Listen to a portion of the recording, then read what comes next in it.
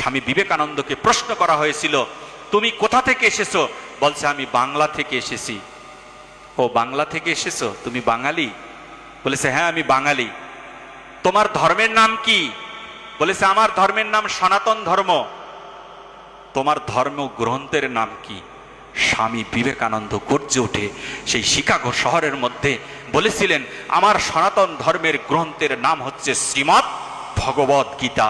সবাই হেসে দিয়ে বলেছিলেন, ও শ্রীমৎ ভগবত গীতা, তাকিয়ে দেখো একটা টেবিলের উপরে সমস্ত গ্রন্থ রাখা হয়েছে, তোমার গীতা কোথায় আছে খুঁজে দেখো।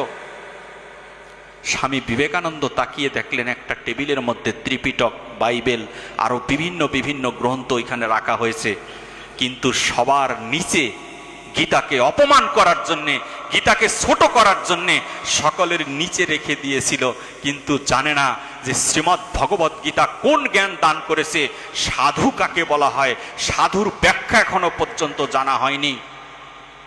আজকে সাধু স্বামী বিবেকানন্দ বলছেন যে এখানেও আপনারা প্রমাণ করে দিলেন গীতা শ্রেষ্ঠ। বলেছে কিভাবে?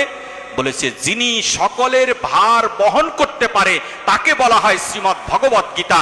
আজকে আপনার এই আসরেও প্রমাণ হয়ে গেল, সকলের ভার যিনি বহন করছেন এখনো বসে বসে, তার নামেই হচ্ছে শ্রীমৎ ভগবত গীতা।